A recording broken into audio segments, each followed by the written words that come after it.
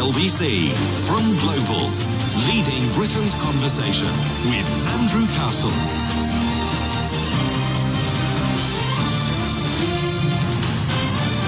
And a very good morning to you, 9:03, Saturday morning, 4th of April. This is LBC, and we're discussing, of course, the coronavirus and all the aspects of it that perhaps you might have not thought about, but certainly are engaging. We hope you think so anyway. The police response, sort of intriguing to me. Police face one of their biggest challenges of the lockdown this weekend as sunny weather risks drawing crowds to parks and to beauty spots. Listen, I know that the advice is clear this weekend. Even though it's sunny, it's going to be beautiful, particularly tomorrow, as I understand it. Beautiful morning this morning, lovely sky. Very tempting to go out, but we're being told not to. And why? Because it will save people's lives and get us out of this nightmare quicker if we do not. So are we allowed to jump into our cars and go somewhere and go for a nice walk? The car parks where I am with the nice walks, they've all been closed. So what's happening? Well, I don't know whether that's advisable or not, to be quite honest. It's the council, the local authority that have done it. They will have been taking advice. So people are parking down the road and walking.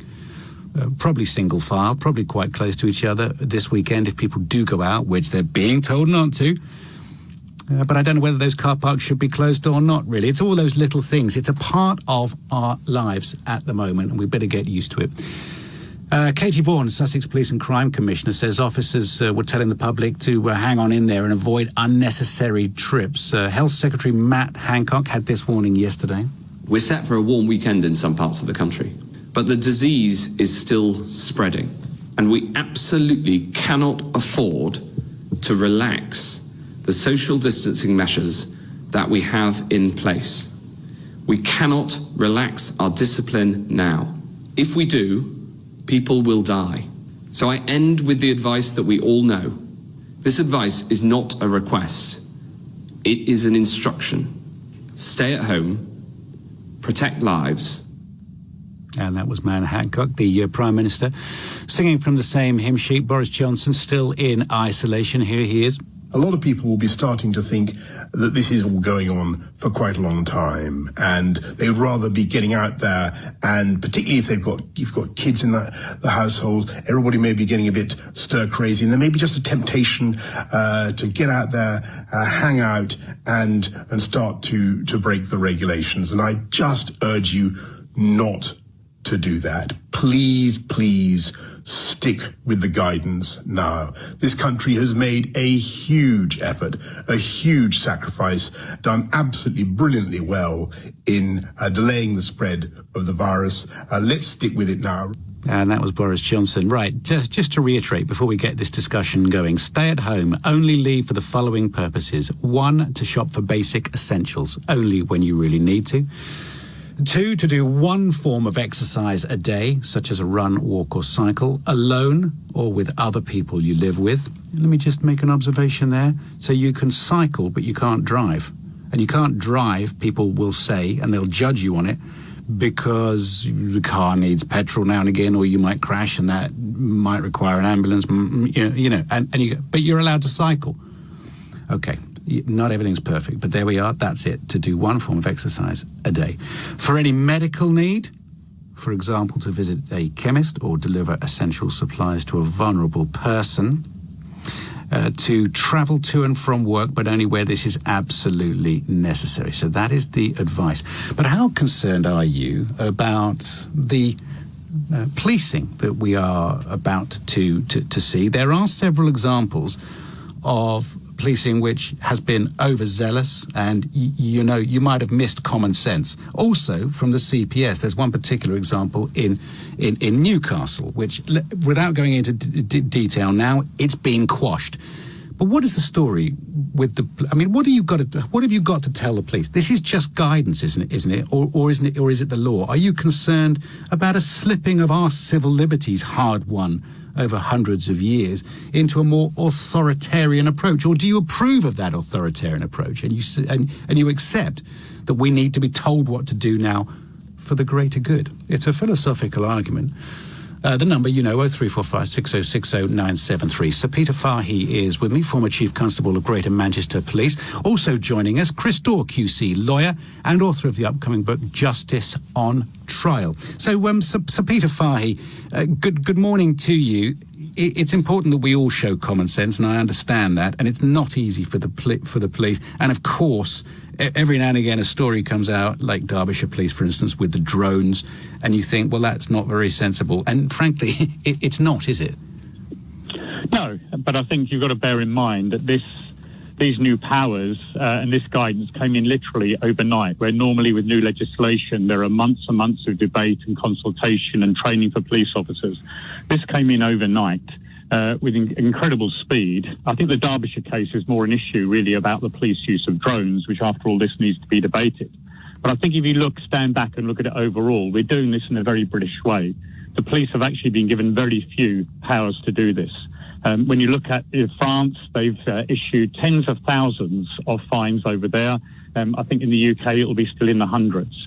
We will still be doing this by explanation, by engaging with the public, by encouraging them to comply.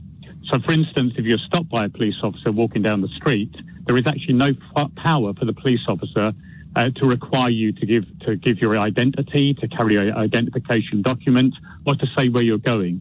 And that's not really because the Home Office has failed to sort of clarify the legislation. It's because we're doing this in the British way, in the way that British policing has always been, that we've never had ID cards. We've never had that relationship between the police and the citizen. And therefore, I do think that people saying that this is sort of sliding towards a police state is wide of the mark, as I say, when you compare what's happening in France, in Italy, in Spain and other countries. So under what circumstances can you fine people? Well, the powers that the police have been given is a power to disperse groups, a power to take someone home who refuses to disperse, a power to close premises, and a power to issue the fixed penalty ticket. But as I say, there's no power in what the police call stop an account. They haven't got a power to actually stop somebody and detain somebody. And all those powers, things like dispersing groups, are already there in other legislation around things like dispersal orders for antisocial behaviour. And so, it comes back to it. This has to be done by the fact that the public understand the need for it and want to comply. And of course, what we're seeing is, the levels of the traffic levels are down to 1955 levels. So a vast majority of the public are absolutely complying with this and working with the police. And we're just, the police are just highlighting this weekend there is the risk that, that people may think everything's okay. But it's really important, as everybody is saying, that we comply so we can save lives. Sir Peter, back to you in a second. Daw QC is with us, lawyer and author of this upcoming book, Justice on Trial. In what cases, in circumstances is justice on trial, Chris? Well, I think the issue here is not about the police on the ground. The police officers on the ground are under intolerable pressure. They have been asked to police laws that are a total mess. Basically, every uniformed officer, and Sir Peter used to be the Chief Constable of Greater Manchester, and I have my brother-in-law and my sister-in-law are both uniformed officers with Greater Manchester Police. They'll be out there trying to police these laws this weekend. These laws are impossible. They're like a Rubik's Cube for officers on the ground, a legal Rubik's Cube. They've been told, the law says simply this: you cannot leave your home without reasonable excuse. That's all the law says. The stuff about one exercise a day, that's not the law. The stuff about don't drive your car, that's not the law. That is just guidance that is coming from the government. So all of these suggestions of rolling roadblocks or stopping every car, stopping people and demanding they explain where they're going, as Sir Peter said, there are no powers to do that. No, but they are doing that, aren't they? In sort of lovely leafy places where if your house got burgled a year ago, you couldn't even get the police to come round, you get a crime report.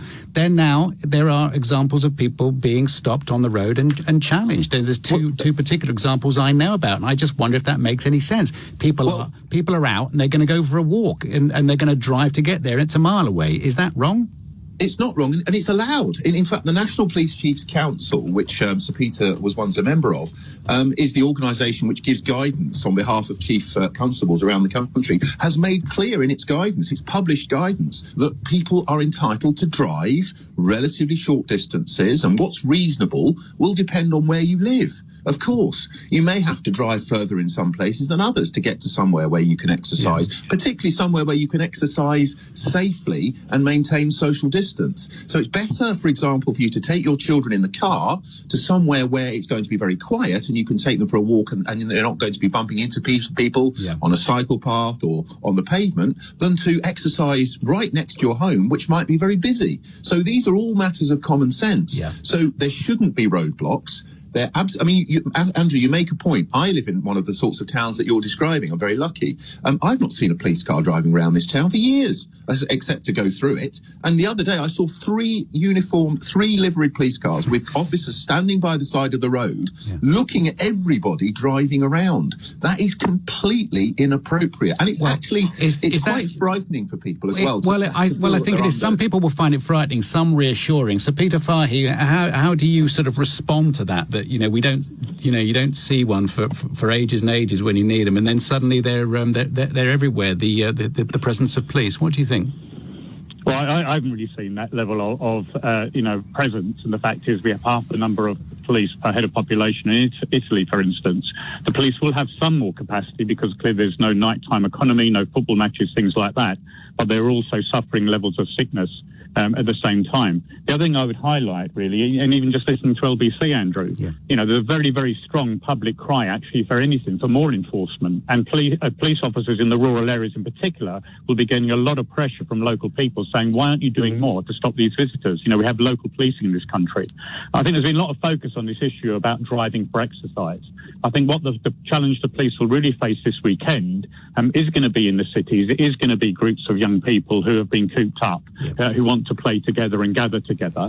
It will be in areas like round blocks of flats where they're communal areas where tenants are falling out. I chair a housing association. We're seeing a lot of reports of people complaining about excess noise, about people gathering in different places, tensions between tenants. And when that can't be sorted out by the tenants themselves and local residents, then the police get called. So really, there's been a lot of focus on this thing about beauty spots, but I think the real pressure this weekend will come from families.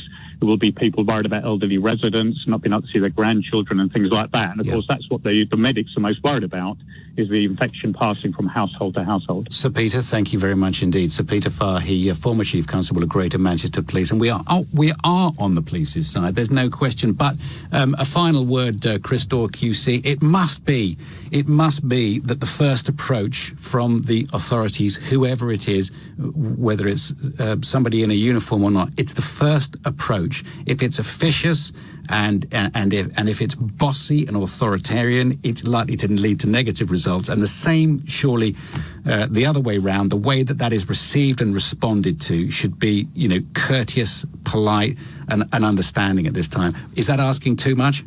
It's not asking too much. And for me, the issue here is that the police should never have been put in this position. If there had been much clearer messaging, much more authoritative messaging from the government so that people could really understand it, rather than bumbling daily broadcasts by Boris Johnson, often making little sense and changing from one day to the next. The messaging from government should have come from doctors and nurses on the front line explaining why people will die if you don't maintain social distancing, not from politicians. People listen to doctors. They don't listen to politicians. And police officers have sadly been put in this position because the government has shown a lack of leadership and rushed through laws that should never have been passed. Chris Daw QC, thank you very much indeed. Do the police have a reason to worry about us? I thought that was very interesting from Sir Peter there about, it's the blocks of flats, it's the young people being cooped up, it's those sorts of places, it's not your beauty spots. But, most of the country is not cooped up in a block of flats. Most of the country lives a slightly more open life than that. And suddenly we're seeing police everywhere. I mean, would you like to see even more enforcement? And how would that be? If somebody brushes past you in a supermarket, do you want them arrested? I'll tell you what, they've got their security sorted out at the moment, managing the distancing, haven't they? Get involved in the conversation. Do you worry about our civil liberties slipping away? I mean, if you've seen what's going on in some other countries like Hungary, Viktor Orban is now the leader by decree. There is no law. If he decides something, that's it. Now, that would worry me. 9:17 is the time, Saturday morning. I will take your calls in just a second. And have Sweden got it right and us wrong, or vice versa? They are where we were 2 weeks ago having exactly the same arguments. You know what? They didn't believe the modelling from Imperial. I guess time will tell whether they're right or wrong. We'll take a report from Sweden after the travel with Dave Goff.